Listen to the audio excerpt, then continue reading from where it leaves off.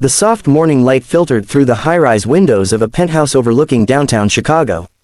The world outside buzzed with ambition and greed, but inside that glass tower stood a man whose world was on the verge of collapse. Ethan Kross, 38, CEO of Kross Tech Industries, once hailed as the golden boy of the corporate world, now found himself staring at a photograph, his late wife smiling beside him, holding their newborn son. The photo frame trembled in his hand before he placed it back on the desk with a heavy sigh. His company was being torn apart by rumors, his board doubting his stability, and the tabloids questioning his ability to lead after losing his wife 3 years ago. But worse than the press, the investors were threatening to pull out, claiming Ethan's lonely, broken widower image made the brand look weak, unreliable, and unstable. That morning, his PR manager had delivered the final blow: if you don't change your public image within a month, Ethan, Kross Tech won't survive the quarter. Ethan had built his empire from nothing. Losing it wasn't an option. But what he was about to do next was something no CEO would dare, something desperate, irrational, and deeply human. Before we dive into this emotional journey of love, loss, and redemption, please take a moment to like, comment, share, and subscribe to our channel Ripple of Love. Every bit of your support helps us continue bringing stories that touch hearts like yours. Ethan's mind raced for solutions. His assistant, Monica, suggested hiring a PR expert or a fake girlfriend to soften his image. But none of those ideas seemed right. He needed someone real, someone the public could believe in. And then, his eyes fell upon a small figure in the corner of his office, Clara Hayes, his son-nosed nanny, balancing a tablet and a backpack, coaxing the 6-year-old to eat his breakfast before school. Clara was quiet, gentle, and entirely devoted to Noah. She wasn't flashy, didn't chase money, and never asked for attention. She was the kind of woman who smiled with her eyes and listened more than she spoke. Ethan had always appreciated her presence, though he'd never looked beyond her role in their lives.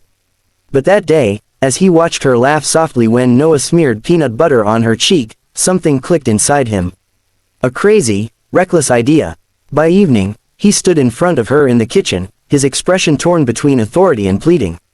"Clara," he began, his voice low but trembling slightly, "I need your help. My company is in trouble. The board wants to see stability, family, commitment.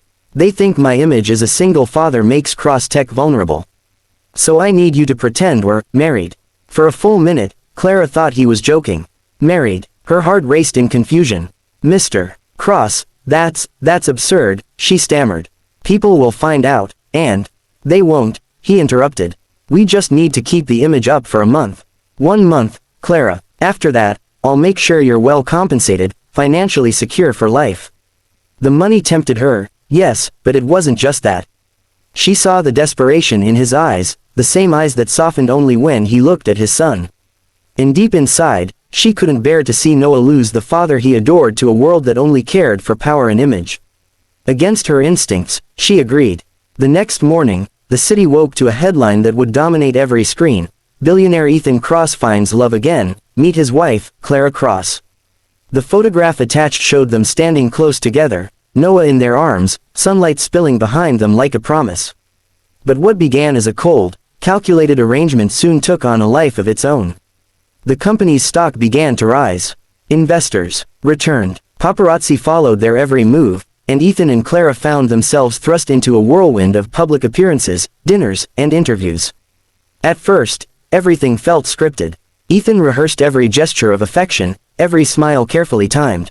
Clara followed his lead, playing the part of the devoted wife with quiet grace. Yet the more they acted, the harder it became to remember where the act ended and where something real began. One afternoon, they attended a charity gala at the Chicago Opera House. Cameras flashed, people whispered, and Clara stood beside Ethan, dressed in a pale blue gown that made her look like she had stepped out of another world. When the reporters asked how they met, Ethan took her hand, a move that wasn't planned, and said softly, "She saved me, and my son."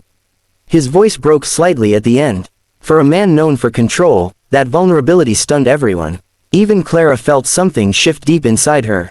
After the gala, when they returned home, Noah had fallen asleep on the couch. Clara was about to retreat to her room, but Ethan stopped her. "Thank you," he said simply.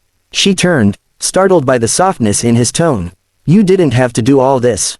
I know it's not easy pretending." Clara smiled faintly. Sometimes pretending is easier than admitting what we really feel. Their eyes met, and for the first time, neither looked away. As days turned into weeks, life in the Cross household changed. Laughter returned. Ethan found himself waking up earlier just to join Clara and Noah for breakfast. The walls of his home, once filled with silence, now echoed with warmth. And yet, with every passing day, the secret between them weighed heavier. The world believed they were married, but in reality, they were two people bound by a lie, and a growing affection that terrified them both.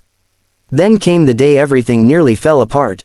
A rival company leaked rumors claiming the marriage was fake, that Clara was just a paid nanny posing as Ethan's wife to manipulate shareholders. The press went wild. Ethan's board demanded proof of their authenticity. If they failed, Cross-Tech would crumble. When the news broke, Clara was in tears. She begged Ethan to tell the truth, to end the lie before it destroyed everything. But Ethan, in a rare moment of emotion, grabbed her hands and said, "Clara, you don't understand. Somewhere along the way, this stopped being pretend for me."